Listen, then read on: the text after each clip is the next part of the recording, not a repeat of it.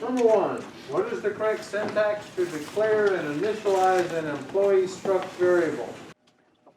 Yes, C. Number 2, back of the left row. What is the correct syntax to change the ID of an employee variable, Bob, to 102? C. What is the correct syntax to change the ID of an employer pointer, an employee pointer variable named pbob to 102? D. D. What determines how much memory is required for a structure variable? D. D? None of the above? Nope, it is one of the above. Another D. One more time? The number of fields, their types, and the order in which they are declared. D, that's correct. Number 5.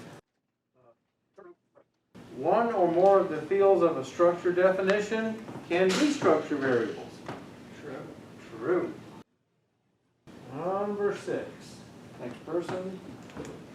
We are limited to only defining 16 fields inside of a structure type. False. False. Number is theoretically unlimited. Number 7. If we declare a global structure variable named Bob, we cannot declare a local variable named Bob. False. False. You certainly can declare a local variable named Bob. Questions on the last one? Okay. For number 4, for part D, the last part, it says the order in which they are declared determines how much memory is required for a structure variable. Yep. I was wondering how that changes the situation, the order. Enough people got this wrong. I'm glad you asked. Because wouldn't the padding be the same regardless of the order? That's my question, I guess. Wouldn't the padding be the same? The word boundary? No, that's the key. The word boundary will not necessarily be the same. Oh. Let me show you one. Let me show you an example. Okay, and in this example, we're going to end up with 2 bytes of pad. If I do this, let's make them equivalent. You won't get any padding here because this is a character array. But the question says variable at the end. Like the last word before the question mark is variable. So I thought it would be any instance of struct A rather than any variation of the core definition of struct A. What determines how much memory is required for a structure variable? So isn't it referring to the instance? Well, the number of fields or types and the order is part of the definition of the variable, right? Oh, okay. So if I declare B, if I declare A and I declare B, A is going to take more memory. Thank you. We shall also get two bytes. We'll also get 2 bytes of pad there too. Number 8. What is the purpose of the strlen function? To return the length of the character array. Well, it doesn't really get the length of the character array, it's the length of a string. In other words, if it gets the length of the character array, that would imply that, no, it would never get the length of the character array, actually. It goes up until the null character, the \0. But that's very close. Okay. Number 9. Number 9. This is the one where you had fuel capacity, which is 14.5 a decimal, as an example. Miles per gallon, 32.5. Make is quote Toyota quote. Model is quote Camry quote. Okay, number 9. For fuel capacity using the variable name capacity, choose the correct declaration. D. D. Why? Because it's the only option that gives a float. Right. Number 10. for make using the variable name make. Choose the correct declaration. D, D. Why? if you want to store a string. If you want to store a string. What? Okay, gives an example of use the following code to answer questions 11 through 13. Int x, which is obviously a global variable. Print, which takes an integer parameter. Output, which does not take a parameter, so any reference to x must be using the global. And static, which is initialized to 0 and incremented after each call. Number 11, what is the output of calling print passing 5? C. It is C, 5. Next, 12, what is the output of calling output? D10. D, 10, why? Why is it 10? It doesn't take a parameter, therefore what does it refer to when it refers to x? The global variable at the top. Next, number 13, what is the output of calling static, semicolon static? In other words, calling static twice. C. It is C. 0 dash 1 dash. Because the first time you call it, it is actually initialized to 0 at compile time, but technically it doesn't matter. Think of it as the first time it's called, it's initialized to 0. X++ means x is referenced and then incremented. So that is why the first value of x is 0. Then it increments it, and static is called again, and because it's in a static variable, it maintains its value across calls, and the value is incremented the previous call to 1, and the output, the second call is 1. Then it's incremented to 2, but that's all the calls we have in our example. Number 14. The memory address of the first field of a structure variable is the same as number 14. The structure variable itself, C. Questions on 8 through 14?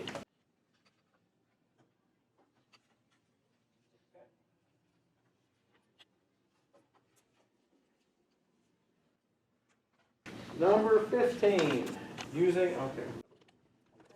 Number 15, using the following structure definition, write a print function that accepts a book parameter and prints its fields. So, print function, what's going to be the signature? What's going to be the signature of the print function? Why did you do struct book? What is the type def for? Now you're wondering why I didn't mark that wrong, right? Okay. And you called it book 1. First of all, that is valid. Okay? That's why I didn't mark that wrong. I mean, I marked nothing else wrong, I didn't mark that wrong. Okay? Because this was the name. Type def struct book. What does that type def do? It essentially, see what happens when they let us out of work early and I forget how to write code. Okay, it essentially says define this with this name. That's what type def does. But since what you wrote was correct, it's correct.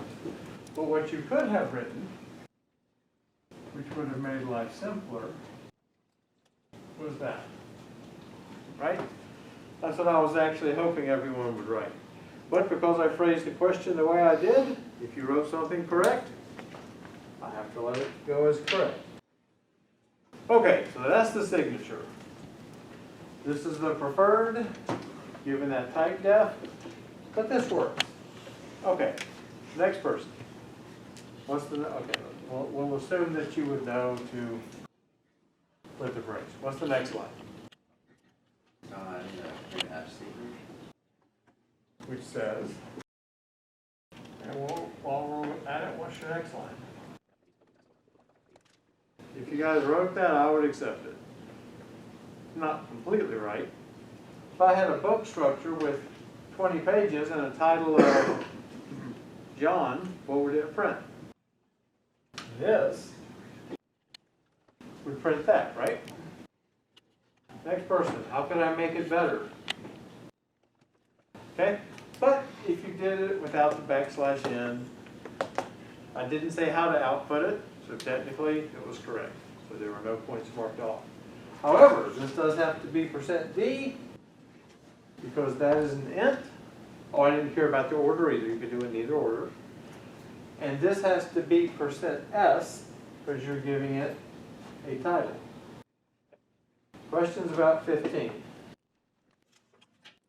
Some of you also put an ampersand there. You did not get any points marked off of it because that happens to be correct. Because when this is array, when this is an array, the ampersand isn't needed, but it results in the same pointer expression. Hopefully some of you will go home and prove that to yourself by saying things like int x is equal to book1.title, int y is equal to ampersand book1.title, and then print x and y, and you see if they're the same value. I did that once upon a time just to prove it to myself. I now know the deeper reasons, which you do not need to know, but that happens to be a fact. For an array, not for another pointer. If it was another pointer, that would be different. This just works for arrays. Number 16. Do I just tell you what I wrote down? Just give me the signature first. Oh, void float book B with a star, like pointer B, and then yeah, that's what we're for a signature. Like that? Yeah, that's what I wrote. Okay. Once again, you could have put struct book in place of book, and I would not mark it wrong. Okay. Skipping any printf that you did to ask to tell the user what to enter.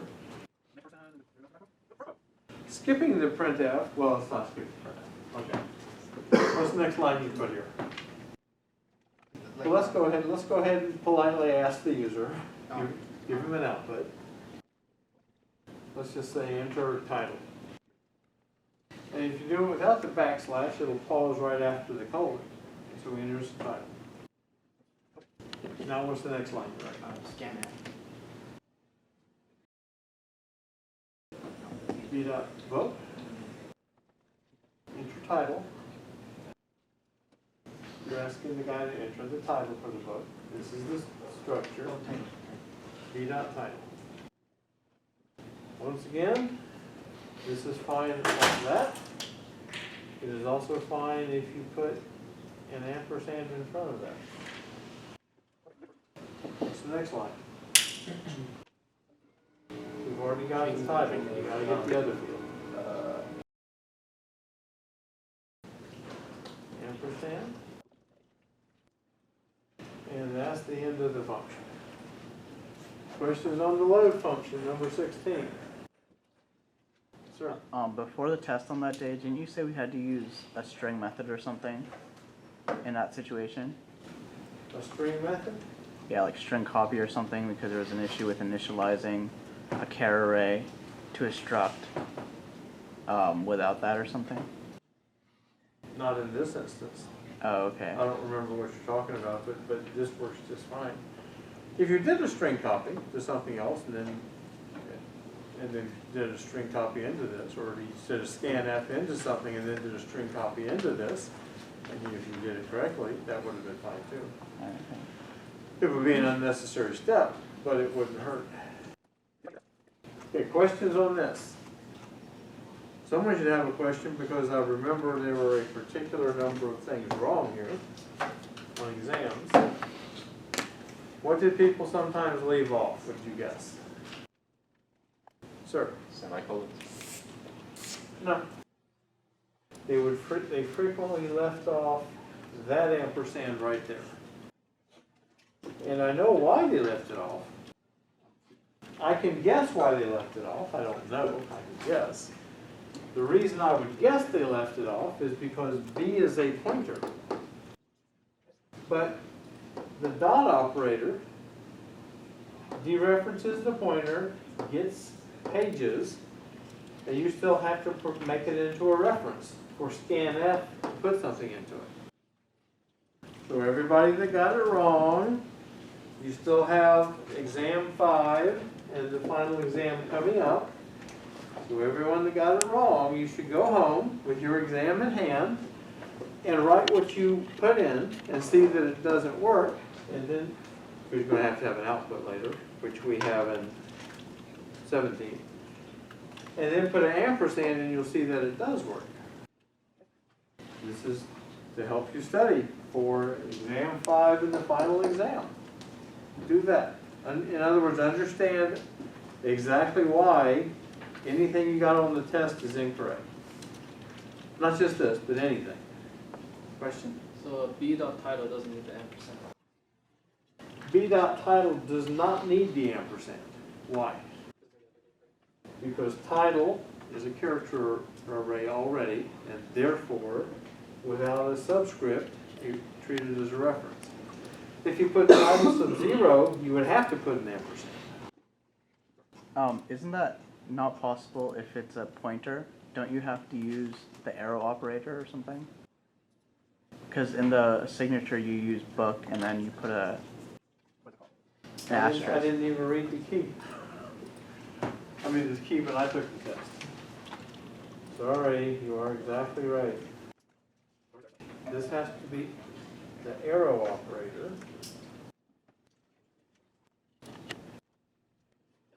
Because this is a pointer. This is a pointer. So you have, only the arrow operator works with pointers. The dot operator works with variables that are not pointers. The arrow operator is what you have to use to get to a field of a pointer. Has to be a pointer operator. 17. Using the book structure defined previously, write a print books method that accepts an array of type book and a count of books. Use a loop to call the print function you wrote previously. Signature. If you didn't use the name I gave you, I graciously let it go. I gave you the name for the signature. Please use the names I give you. Okay, next thing in the signature. I put a slide. There's 2 ways to do it. What is the other way you could have done it? Book, B, and then brace, Brace, you need bracket? a bracket, and then int count. Either one of those works. Either one of those was correct, well, assuming you used it correctly. But either one of those is correct for the signature. What's the next line you have? Which one am I going off of? I mean, That shouldn't matter. I guess not. For the for loop 4, I'll do it here in case you run out of room. Next line. print. Which, I'm calling the print function. Oh, sorry. Can you erase the bracket I? one more thing. Erase the bracket. No, sorry. No, leave that. Sorry. Okay. Sorry, leave that. Print B What's the bracket I and then close. Anything else? No. Questions about the print books function? Questions about why either a pointer declaration or a B with an array declaration works? Everybody understands that? Or you will by the time you take exam 5, I hope. Now is your chance to ask me. That's number 17. 18. Okay, let's do 18. Number 8. Create a main function that declares an array of 5 books. Let's just do that part. Like that?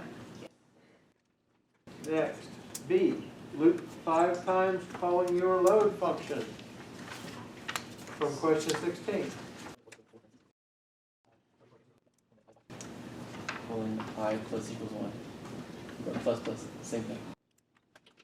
And then call the load function. Hang on. I plus equal 1 works just as well. Next line. And then call the load function. Okay. Any questions so far? C. Always be sure to do 2 and 3. Make sure your grade equals the points subtracted. And then make sure it's right in Canvas. Question? So the ampersand is needed, right? The ampersand? At load, the ampersand Z. Yes. Why is it required? It's not explained. And it takes a couple variables. It's required because we're calling load. Load has to have a pointer variable. If you don't put the ampersand, you're not passing a reference, you're only passing it. And then you could operate on it just like you wanted to, but it would have no effect outside because you're only operating on a copy if you do not pass it by reference. C. Call your print books function. Like that? Yeah. Oddly enough, that's what I wrote. If your print books had count first and the book array second, that was fine, because I didn't say what order to put them in, right? But you had to call it in the same order you declared it. Okay, since that was so easy, let's do D. Ask the user which book to print. Like that? Yeah. And then what? Okay. Hopefully we can remember the type test from arrays. Okay, who's next? Call the print function. Call the print function using the user specified book to print.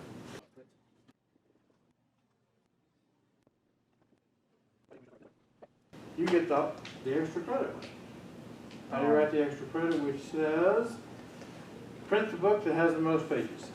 I declared a new int variable called int max. And then on a separate line, I did another variable called int pages max equals 0. Int pages max, Yeah, just one word, I guess. initialized to 0. And then I did, because in the previous test we were allowed to make the assumption of the size of the array, even though it says it in the question. So I did for int I equals 0, I less than 5, I plus plus. And then I put an if statement, so if pages max is less than, and then in parentheses, b bracket I bracket dot pages, and then another closing parenthesis for the end of the if statement. Because b is the array, right? Yeah.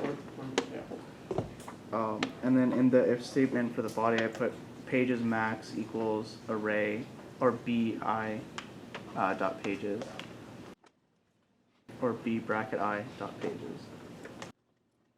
And on the line below it, I put max equals I. And that's the end of the body for the if statement. Oh, and then that's also the end of the body for the for statement. And then after that, I just put, I called the original print function, so I just put print and then b bracket max, and then that's the end of it. And we're going to close bracket the end domain function. And that was the end of the test. Questions? Okay. 2 weeks from tonight is exam 5. Everything's inclusive, but it'll focus on input-output things, I/O. Fput, ASCII, fget, ASCII, fread, fwrite, fseek that we're going to get to tonight, and the other stuff we did before, fprintf, fscanf, so forth. Immediately after taking exam 5, we'll have a short break, and then we will review exam 5. So on the same night, you will not have it in front of you, but I will go through the answers. In preparation for The next week, 3 weeks from tonight, we have the final exam. In both cases, you'll be able to ask me specific questions before the exam. They have to be specific. No, show me an example of, but why does fprintf have to take a file variable? Can I use fprintf and pass in sysin or sysout? Specific questions. All of that, of course, is the implicit homework you've hopefully been doing all semester. So tonight, we have reviewed exam 4. We'll have lecture and lab. We'll do some review on some previous things we've gone over. Then we'll talk about fread, fwrite, fseek. Well, actually, first, we'll talk about binary data versus ASCII data. ASCII data is a special kind of binary data, but we'll talk about it. We've talked about it before, we'll talk about it again. The difference between a printable one and a binary one, for example. And then we'll talk about writing binary data. Okay. To review, fscanf, what parameters do you pass to fscanf? Hang on. What parameters do you pass to scanf? Do that one first. Right, but I mean, what's the first parameter you pass? So if you were going to read an integer, what would you put here? Quote. And then you would say %d, you would close the quote, right? Then what would you put? A reference to the variable. Suppose it was I. Simple enough.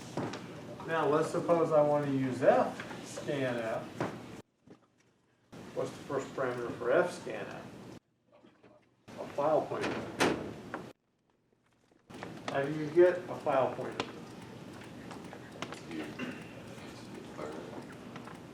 Well, I declared it. How do I assign a proper value? fopen. What does fopen take? The name of the file, And what else? and then you could choose to read, append, or write. Right. It takes a mode. It takes 2 strings, which could be character arrays. So fscanf, the first parameter is the file pointer, and then the subsequent parameters are exactly what you would have passed to scanf, right? That's why it's fscanf. Same thing for fprintf.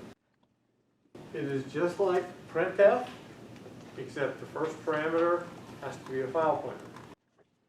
So, if I wanted to use fprintf to the monitor, if I wanted to use printf instead of fprintf to the monitor, what would I pass for the file pointer? stdout. stdout, unless you redefine it, is defined as the monitor. If I wanted to use, next person, if I wanted to use fscanf to read from the keyboard instead of scanf, what's the first parameter I would pass to fscanf? In other words, what's the default file pointer for input from the keyboard?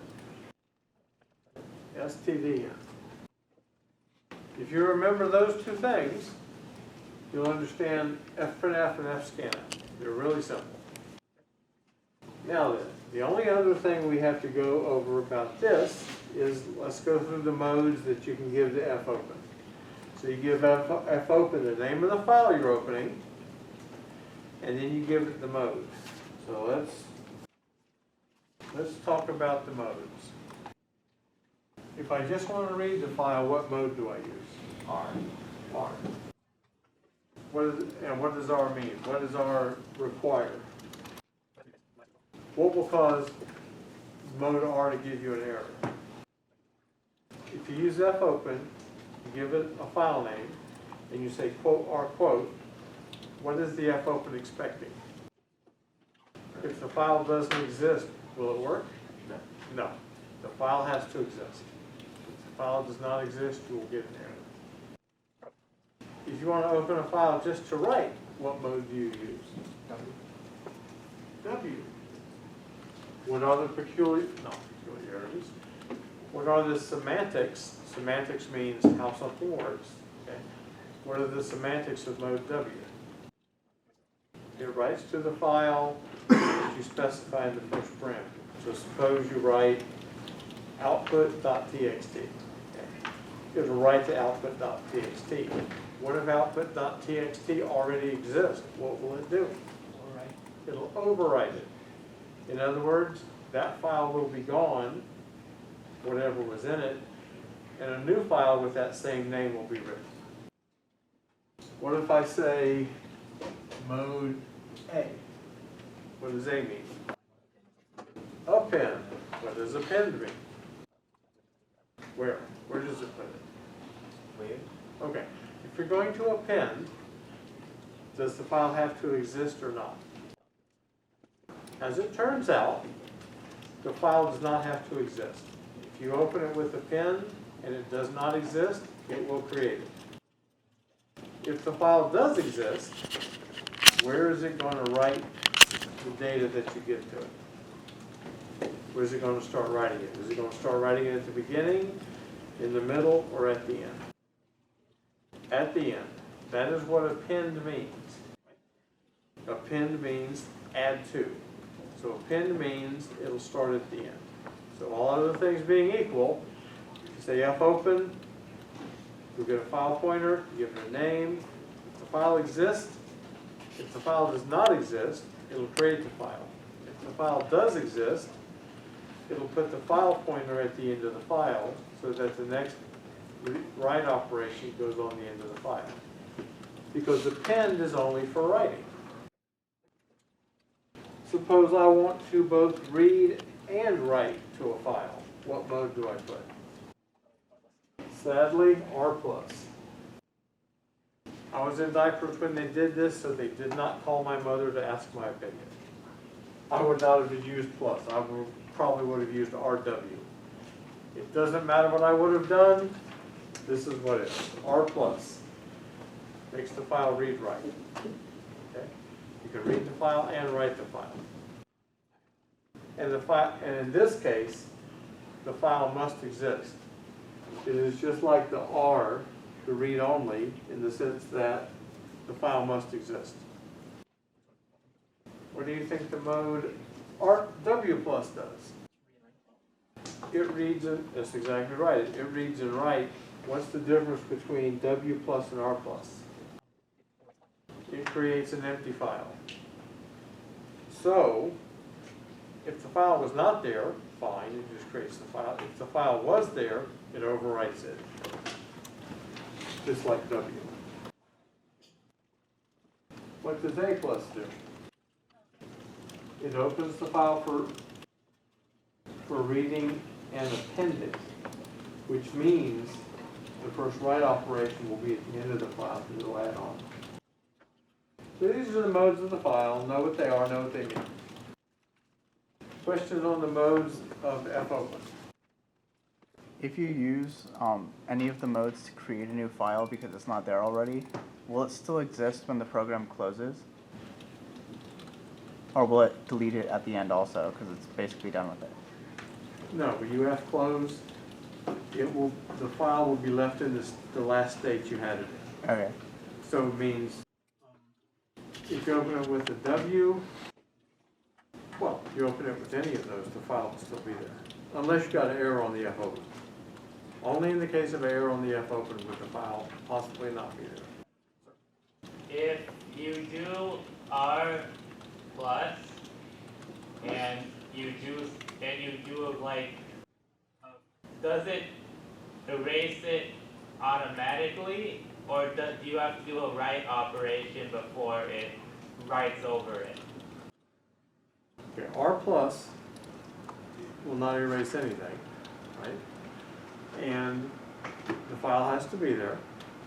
And if the first operation you do is a write, it will start at the beginning of the file. So it might keep the stuff that's later, but it'll overwrite the stuff at the beginning. That's correct.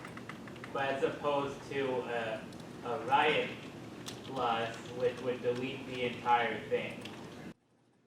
Correct.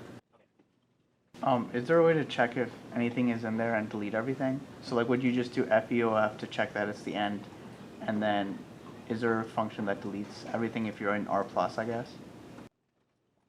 So basically, I'm worried about using one of the modes that automatically deletes everything, but I might still want the functionality. So if I want to delete everything, Yeah. why would you not just use W plus or W? So I can split the risk into a different function. What risk? I guess if I'm repeatedly running the code, then it might leave something from the previous use. If you don't want it to leave something, Then just write it. Okay. then just write it, yeah. Okay. So strictly speaking, you cannot delete data from a file. Right, strictly speaking, you cannot delete data from a file. I was just thinking if I can think of any function that would do that. There might be an advanced function that allows you to reset the end pointer that would erase it, but I can't think of it right now. For our purposes, there's not. Okay. Let's say it that way. Okay. Okay, after you have done fopen, however, with whatever mode you wish to use, you can use fprintf and fscanf just as you would printf and scanf except from that file. And the same parameters, the same placeholder functions work. But it has to be a very specific set of input and output that you're doing. So they put fscanf and fprintf there. I think they put it there simply so that it would be easier to start teaching file I/O. So that it's just like keyboard and monitor I/O, except you're doing it to a disk file. When I grade your programs, that's what I actually do. I take standard in and I point it at a file. That's not exactly true. Well, no, that's not how it works. But I intercept. I use the program that has the capability of intercepting standard in and passing what is in a file to it. That's how I test your program. I don't type every time. I have standard in, intercepted, and enter the input. fget s. What does fget s do? It gets a string from a file. Okay. What are the parameters to it? The parameter is a character array.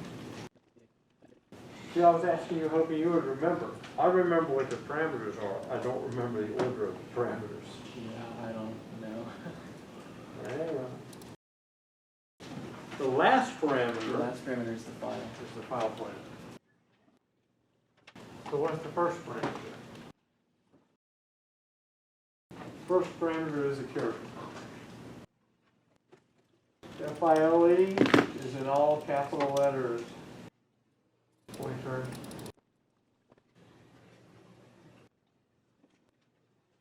What's the next parameter? Takes an int. Which represents. I believe that represents the line that you're looking for in the file. But I'm not Represents sure. the line. FP represents the file. Dest, it represents the destination of where you're going to put the characters. How does it know how many characters to read? What does the S in fgets stand for? String. String. What's the characteristic of a string? As many characters in an array, Truncated by a null character. terminated by a null. So, what is it going to use to know what characters to read? That's the maximum number you use. Okay? So in this case, because I declared destination 100, what would I use here? 99, because the final one is the null. Because this can only contain 100 characters. Yeah. So I have to leave room for the terminating null. Okay, so now we've determined this is the maximum it's going to read. It may not read 99, it's going to read up to 99. So when fgets reads, when is it going to stop? There's 3 possible conditions. So, I mean, it ends with a... There's 4 possible conditions. Yeah, so...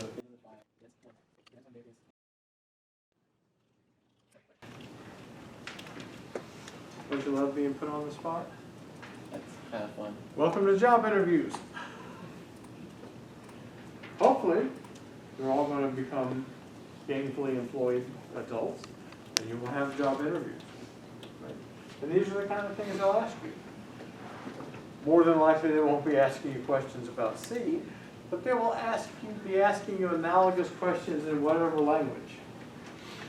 And the people that are interviewing you will say to you, pick a language, because they don't care, because they're going to know most of them, or know them well enough for the questions they're going to ask you. They're going to let you say, okay, C, C++, C#, Java, Python, Go, JavaScript, TypeScript. I would let people answer questions in any of those languages. Go? I might not let them answer Go. I don't know that I know Go well enough to do that. Probably don't. But the rest I do. Yes, it's very sad that I know Python. I try to purge it from my brain every chance I get, but. So, interviews, this is like interviewing. So that's how fgets works. Any questions about fgets? So all the exceptions are if it ends early, you're saying? Or Yeah, for it to not end? really exceptions. These are conditions. Oh, okay. So is max the value of 99, for example, above? Oh, okay. So in other words, the maximum number of characters you specify, it gets to the end of the file, it gets to a Null character. null character, which is defined as the end of a string, or it gets to the end of the logical line, which is defined by \n, a new line character. Because this is string oriented, and we're going to be getting strings. Strings are readable things. We're going to talk about that when we talk about binary data versus ASCII data in a minute. That's fgets. fputs. What does fputs do? Once again, what does the S stand for? String. String. It puts a string into the file. What are the parameters to fputs? The parameter is a string, Okay. and then the file name, File name? I don't think it's the file name. or the pointer to the file. File pointer. That's it. So what is it going to use? So you a source.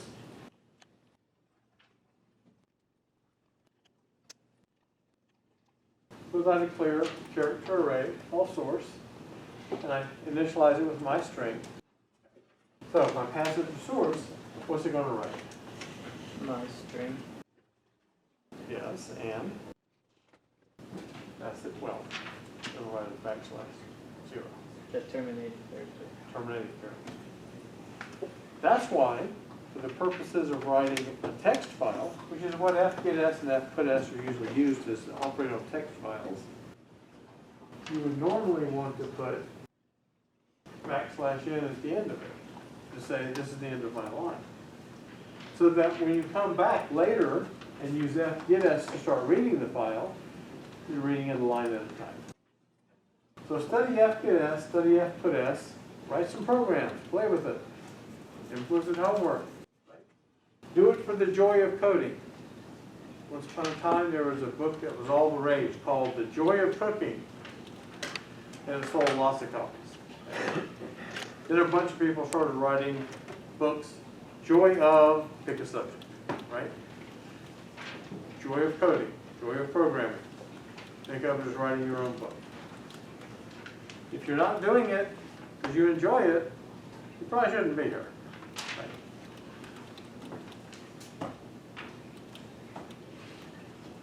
When I wrote one of the first email programs in the world, right? I did it because I was solving a problem that the university had, but I also did it because I just enjoyed it. I enjoyed solving problems, right? So here's a cool thing I figured out. Wrote lots of code, a lot of it wrong, right? And I had to go back and rewrite it. Welcome to programming. Right? By the time you're all like me, you're writing it correctly the first time, most of the time. Not always, but most of the time, right? When you're writing it wrong most of the time. But you iterate, cleaning it up, fixing it, and that is how you become old like me. Not a selling point, I understand, but That's how programming works. When you first start programming, you make lots of mistakes. The point is to learn from those mistakes, right? That's why implicit homework, you do a lot of coding, right? I did a lot of late night sessions. When you're young, you can stay up to 1, 2, 3 a.m., right? Now my bedtime's 8 o'clock. Not really. That's just when we quit watching TV and I go to read, right? And then if it's a really engaging book, I might read till 1 a.m. And then the next morning, my wife says, you look terrible. Well, there's a reason for that, right? But when you're young, you can stay up till 1 a.m., get up at 6 and rock and roll. Can you tell I miss being young? I miss some aspects of being young. Okay, fgets, fputs, any questions? And we talked about fopen already.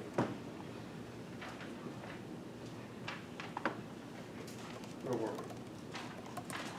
What does feof do? It returns a 0 if it's not end of the file. And anything else means it's the end of the file. Because remember, 0 is false. So false means it's not EOF.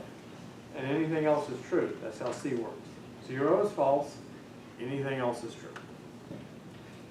Including negative numbers. 31 hex. See, now I can't even remember if it's 31 hex or 31 decimal.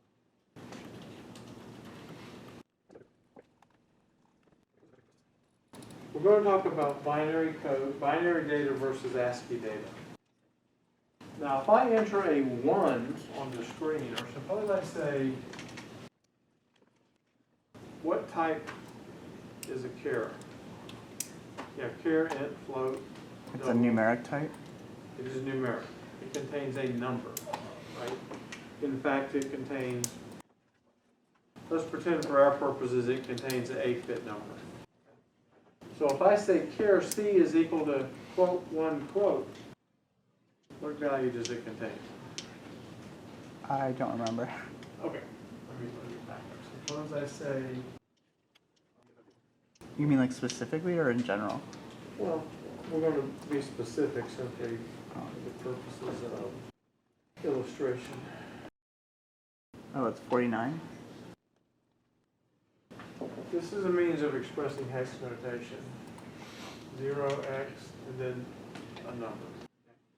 So the hex notation for the character 1 is 31. It's not actually 1. The binary representation, that's perfectly valid syntax too, because character is just a small integer, right? They call it a character as a type, but it's really just a small integer, which is why you use single quotes. Single quotes denotes a visible character, but puts the numeric value in there. So the numeric value for an ASCII 1 is hex 31, which actually has the value 39. Hexadecimal is base 16 arithmetic. So any digit in base 16 can take on 0 through F. A is the representation for the value 10, B is the representation for value 11, so on. F is the representation for value 15. So instead of going 0 to 9, which is what base 10 does, base 16 allows you to go 0 to F. And you're going to need to know about this, right? Unfortunately, they don't teach preparatory classes in computer science correctly. You should have already known about this, but I understand most of you don't. Did you have different bases when you took math in school? Okay, one person did. Good, some of you did. Perhaps some of you slept through that. Perhaps they didn't teach it. Now I have to go ask my son-in-law, who is a math teacher in a high school, if they teach basis. Because I don't know. Actually, I'm suspecting they don't because I always have to teach it. Why do you think we use base 16 so much? What is 2 to the 4th power? It's 2 times 2 times 2 times 2. What is 2 to the 4th power? What value is it? 16. Because that's how it's represented in bits. If you have 4 bits, you can represent any number from 0 to F in base 16. Remember, computers are binary computers. It means everything is a power of 2. Everything is based upon multiples of 2. Hexadecimal notation is very common. Most people in computers think in hex. If you want to stay in computers and become a programmer, you need to learn how to think in hex. So, hex 31 is 3 times 16, which is 48, plus 1, which is how he got 49. So, when you look at, pull up everybody at some point in your browser, not necessarily now, but if you want to, type in ASCII space code. And if you do it in Google, it'll pull up a bunch of pictures that are tables. Some of them quite old tables, actually. And you will see the ASCII representation. So when you type things on a keyboard, you are typing visible characters in ASCII representation. That is what you are actually putting in. Now, in a lot of the programs, you told the guy, printf, enter your pay rate. And the guy would enter 40, and you would say scanf %d, and you give it a reference to I, or a reference to pay sub x, right? Which is an integer array, or perhaps a float array. You'd say %f, ampersand a float variable. What happens when you do that, scanf?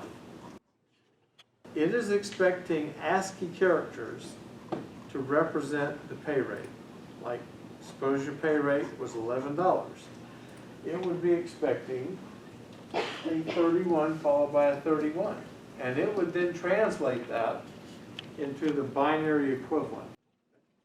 So this is the difference between binary data and ASCII data. ASCII data is a format that humans can read. Binary data is a form that computers can operate on quickly. So when we say fprintf, or printf, fscanf or scanf, fgets and fputs, we are talking about textual data, ASCII data, data that human beings can read. Go study this. You have to understand this. Because now that we have reviewed ASCII file I/O, which is fprintf, fscanf, fgets, and fputs, we're now going to move into the world of binary I/O, fread, fwrite, things like that. There are others. We're just going to focus on these, fread and fwrite. They still use fopen, right? Same way. But we're going to do fread and fwrite, which means we're writing binary data. Now, as it happens, all ASCII data is by definition binary data. It's just the characters mean something different. So, let me give you an example of what binary data is going to be. Okay, you create a structure called pay. It has 2 floats, a float of rate and a float of hours. None of this should be particularly unfamiliar to you. Then, you declare a variable of struct pay, and you call it my pay, and you say, I get $10 an hour and I work 40 hours. You've initialized it. So now you have a structure variable that has 2 floats in it. We can write this structure variable to a file. And if we write it to the file, we can then read it back from the file should we want to. But the point is, that is binary data. It is no longer ASCII data. It never was ASCII data. So let's suppose I've done an F open. I've got a file pointer. I've opened a file called mypay.txt, and I'm just going to write to it. So if mypay.txt already existed, what would happen? F open, passing in a mode of just W. If mypay.txt already existed, what would happen? It would remove it and create a new one. Okay. So then, let's suppose I want to write this structure. Now I have to look up the order of parameters again. Hold on. So, to write to it, I would say fwrite, file write. I want to get a pointer to this thing, a reference to my pay, and the next parameter is the size of my pay. In other words, how big is that? And remember the size of function? It has lots of uses. This is another use. And then you have to say, how many of that function am I going to write? So in this case, I'm just going to write one. And then the last parameter is the file pointer that you've already opened. Hang on, I'm going to write fwrite up here better. I just want to give you an example first.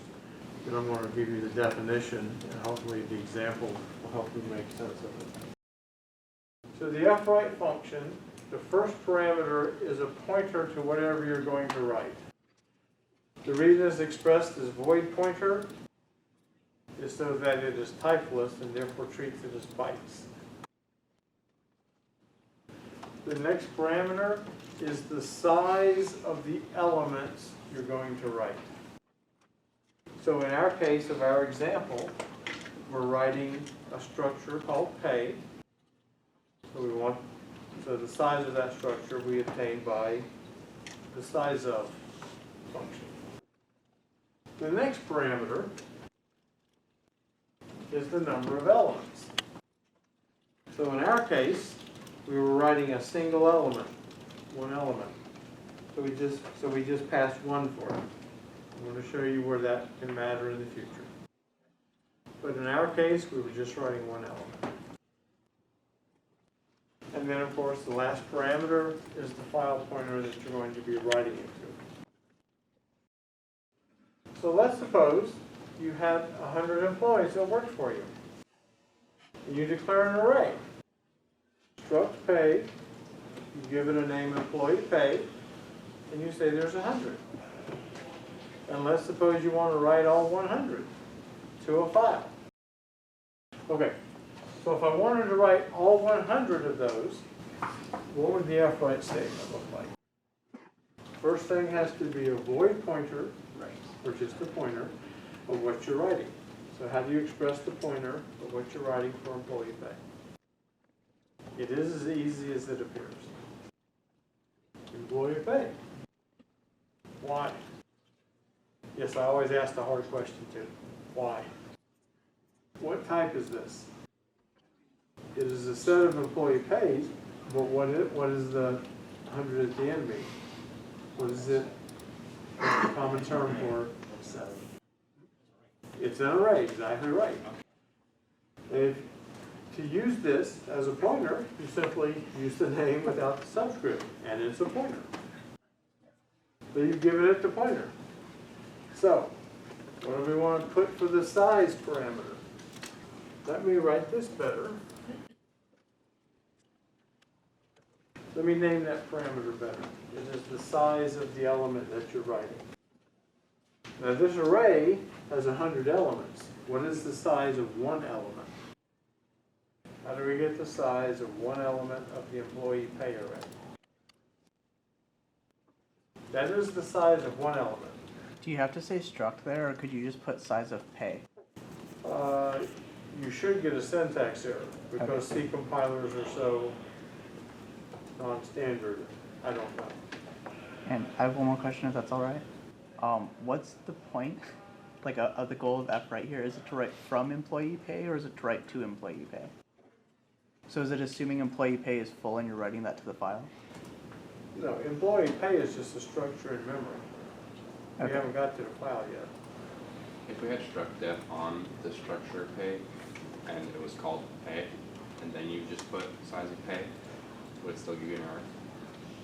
Do you mean, I'm sorry, say it again? So if you put like pay as a struct def at the end of the structure pay, You mean a type def? a type def, sorry, yeah.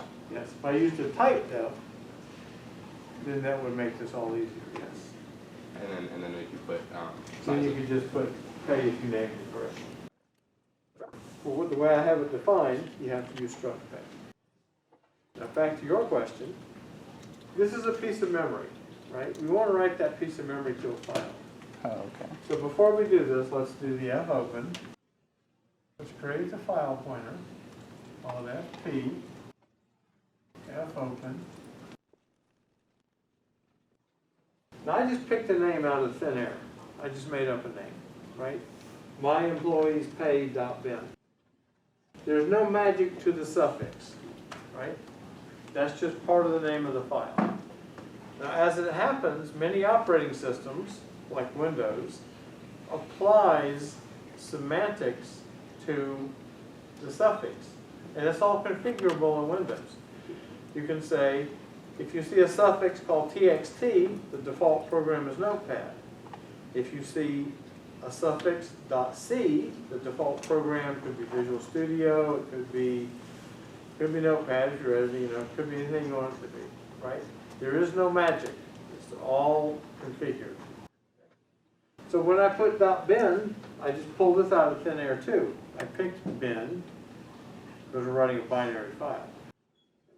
So I said we're going to give it this name. We're going to open it right over. So if it's there, open it right over it if it's already there. If it's not, just open a new file. So now I've got the fopen. So this is the file we're actually going to write to. So the first thing we've done is we've given it a pointer of where we're getting the data from, which is this array. We're saying each element that we're about to write has this size, which is the size of struct pay. And this way, you don't have to worry about figuring out what the size is, right? Compiler does it all for you. That's why you use size of, so that you don't have to make mistakes, you don't have to worry about how the padding is working, you don't have to worry about any of that. You let the compiler deal with all that. And that's why, so this prevents you from making any mistakes. Okay, we're going to write the entire array, all 100 entries. So what's the next parameter? What's the number of elements? Is it 100? It is just 100. And we'll stay with you. What's the file pointer? FP. Because that's what we created the open. And then just to close things up nicely, we'll go ahead and say fclose. Now you have written that array, which has 100 entries of the particular struct named pay, to that disk file. But you've written a binary disk file. If you open that file in Notepad, it will not be readable. Because Notepad is expecting ASCII characters. This does not contain ASCII characters. This contains binary data. So would it just be a bunch of ones and zeros on Notepad? Nope. Notepad would read it, and remember when I said go look at that table called ASCII code? It would try to interpret the characters based upon the binary values in the file as one of those characters. And most of them, it's not going to be able to interpret as a readable character. But it's going to interpret some. You're going to see @ signs and slashes and all sorts of strange things. But it is not humanly readable. So fwrite always writes as binary, right? Is that my understanding? fwrite writes the binary that this pointer is pointed to. If this pointer happens to point to readable text, it's going to write readable text. If it happens to point to readable text. If it does not, it's going to write whatever's there. It doesn't care, bit for bit. There's no interpretation. I already talked about like file format stuff. Like, when we updated like on the comparison, it says .dll. Like I know that's dynamic link library. What is exactly? That contains code. So when the compiler compiles your program, it compiles it into machine code, and it writes it into a .dll or a .exe file on Windows. And that's a binary file, because it contains machine instruction codes that are also not humanly readable. There are machine instruction codes that are loaded directly into a register, and the machine executes the move instruction, the branch instruction, or whatever, just jump instruction, whatever the instruction is. You can take assembler. There's an assembler course taught here. I don't know how frequently it's taken. It's a good course to take at some point in your career, which is lower level than C. That's why C was written, because once upon a time people wrote machine instructions. And then somebody said, wow, this is really painful and arduous. I don't want to write this. So they invented C. Well, they invented a few things first. And they ended up with C as the natural progression of those things. So you could write human readable programs. You didn't have to write machine code. But the C compiler just takes your C code, translates it to machine code, and writes it into a DLL or an exe file. So this is fwrite. How to write binary data. And to someone's question, by definition, all readable data is also binary data. So it reads it. It can write it. You can use this to write binary data too. If you had a string called X, and you put into it my C class, and you put the pointer here, it would write my C class into that file, and it would be readable. But in general, this is for binary data, so that you can write binary data, and then later on you're going to turn around, and we'll get to fread and read binary data. Okay, the last two subjects of the night are fread and fseek. So fread is exactly like fwrite in terms of its parameters, except it is taking input from a file instead of writing output to a file. So let's suppose we did continue on with this program. FP is already declared, so we can just use it and open the file. Now I wish I hadn't made such a long name, but I did, so I write the name again. And now I'm just going to read the file. So I fopen, specifying in the mode, I'm just going to read the file. And then I just do the analogous thing to fwrite, except fread. So let's suppose I just declare another array called impayRead. So to fread, I still have to give it a pointer, but now I'm going to read it to a different place. And otherwise, the parameters are going to be the same, because it is the same structure I'm reading. So it'll still be size of struct pay. I'm still reading 100 elements. And I'm still reading them from FP. Because I reopened FP. Remember, I did a close on FP, so now I'm reopening FP. Getting a new file pointer. It'll actually give me a new file pointer. It won't give me the same one. But it'll point to the same file because I gave it the same file name. And now I just read the data. And that's how fread works. Exactly like fwrite, except one's doing output from a pointer to a file. fread is doing input from a file to wherever your pointer points. The fseek doesn't follow the same convention. Fseek has the file pointer as the first thing. And then the next parameter, and the third parameter, second parameter is number of bytes, and the third parameter is what they sometimes call whence. Okay. What whence means, it takes on 3 predefined values that are already in standard I/O. The 3 values of whence, this is an underscore, not a period. So, if you say seek set, it goes to the beginning of the file. It sets the file pointer to the beginning of the file. If you say seek end, it sets the file pointer to the end of the file, just as though you're going to do in append. If you say set current, set cur, it uses this number as the offset from the beginning of the file to set the file pointer to. The file pointer, I know we refer to this thing as the file pointer, but, well, it kind of is actually, but there's something that's contained in the file pointer that says what is the position in the file. That's what fseek does. It sets your position in the file. So when you say fseek and you say seek set, it sets your current position at the beginning of the file. If you say seek end, it sets your current position at the end of the file. If you say seek cur, it uses the second parameter as the number of bytes to offset from the beginning of the file. What if you're gonna put like seek set or seek end? Do you still need to put the second parameter?